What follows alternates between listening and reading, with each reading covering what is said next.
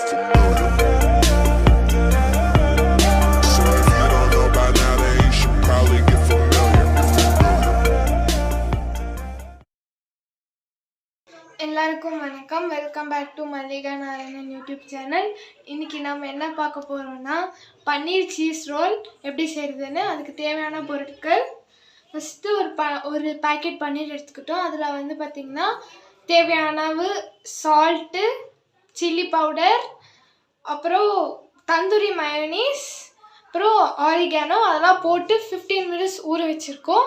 ஒரு வேளை உங்ககிட்ட தந்தூரி மயோனீஸ் இல்லைன்னா தயிர் போட்டு கூட கலந்துக்கலாம். அப்புறமா சில பேக்கெட்ஸ் சீஸ் வச்சுருக்கோம். அப்புறமா 2 சில்லி கட் பண்ணி வச்சுருக்கோம். அப்புறம் 1 கேப்சிகன், அப்புறம் 2 டொமேட்டோஸ், அப்புறம் ஒரு 1 கேரட் நல்லா ஸ்லைஸ் பண்ணி வச்சுக்கிறோம். அப்புறம் ஒரு ஆனியன் நல்லா சாப் பண்ணி வச்சுருக்கோம். அப்புறமா மைதா மாவை வந்து பார்த்திங்கன்னா பிசைஞ்சு வச்சுருக்கோம். இதை வந்து ஒரு 15 to 10 மினிட்ஸ் ஊற வச்சு பிசைஞ்சு வச்சுருக்கிறோம். இப்போ வாங்க எப்படி செய்யணும்னு பார்க்கலாம். இப்போ வந்து பார்த்திங்கன்னா ஒரு கடாயில் வந்து சூட் பண்ணி வச்சுருக்கோம். ஒரு 2 ஸ்பூன்ஸ் ஆயில் ஆட் பண்ணியிருக்கோம். இப்போ எண்ணெய் சூடாயிடுச்சு. இப்போ வந்து 1 கப் ஆனியன் ஆட் பண்ணிக்கலாம். இப்போ இதை நல்லா வதக்கிக்கலாம். கோல்டிஷ் ப்ரௌன் ஆகும் வரைக்கும் வதக்கிக்கலாம்.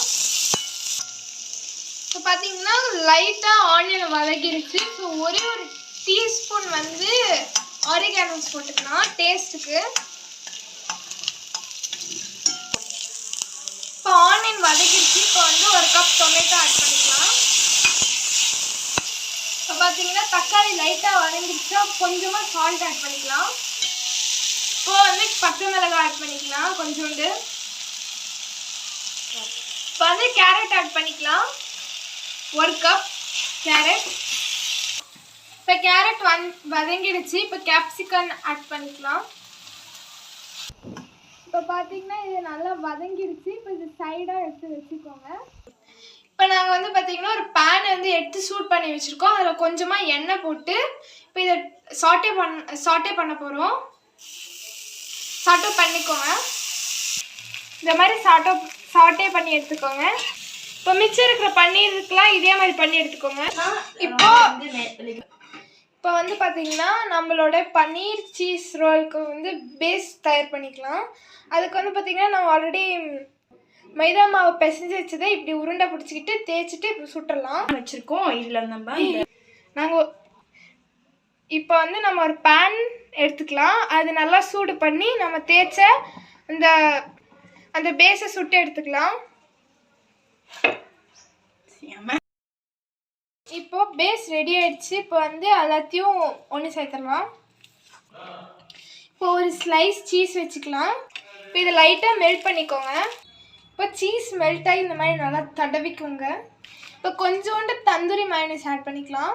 இப்போ தந்தூரி மயோனீஸ் தேய்ச்சிட்டு இப்போ நம்மளோட கேரட் ஃபில்லிங் ஆட் பண்ணிக்கலாம். அப்படியே பன்னீரும் ஆட் பண்ணிக்கலாம். இப்போ ரோல் பண்ணிக்கலாம். இப்போ இது ரோல் பண்ணிக்கலாம்.